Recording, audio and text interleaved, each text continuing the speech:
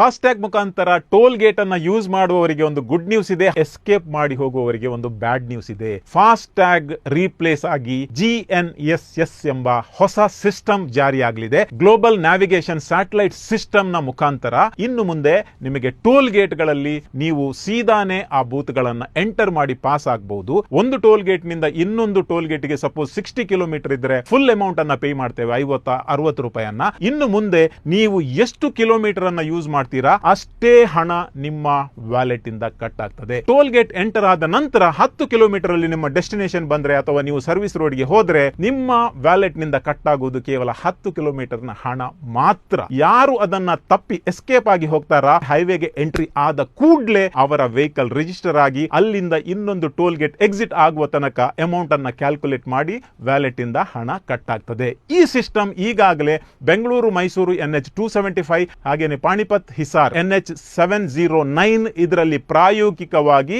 Implement ಆಗಿದೆ. ಮುಂದಿನ ದಿನಗಳಲ್ಲಿ ಹಂತ ಹಂತವಾಗಿ ಹೈಬ್ರಿಡ್ ಮುಖಾಂತರ ಅಂದ್ರೆ 2-3 GNSS ಸಿಸ್ಟಮ್ ಮತ್ತು ಉಳಿದದ್ದು ಫಾಸ್ಟ್ಯಾಗ್ ಸಿಸ್ಟಮ್ ಅಲ್ಲಿ ಇದನ್ನ ಹಂತ ಹಂತವಾಗಿ ಇಂಪ್ಲಿಮೆಂಟ್ ಮಾಡ್ತಾ ಇದ್ದಾರೆ. ಇಡೀ ದೇಶದಲ್ಲಿ ಈ ಹೊಸ ಸಿಸ್ಟಮ್ ಜಾರಿಯಾದರೆ ಭಾರತ ಸರ್ಕಾರಕ್ಕೆ ಹೈವೇಗಳ ಮುಖಾಂತರ ಒಂದು ವರ್ಷಕ್ಕೆ 1,40,40,000 ಕೋಟಿ ರೂಪಾಯಿಗಳ ಕಲೆಕ್ಷನ್ ಬರಲಿದೆ. ಇದು ನಿತಿನ್ ಗಡ್ಕರಿ ಅವರ ಕನಸಿನ ಯೋಜನೆ.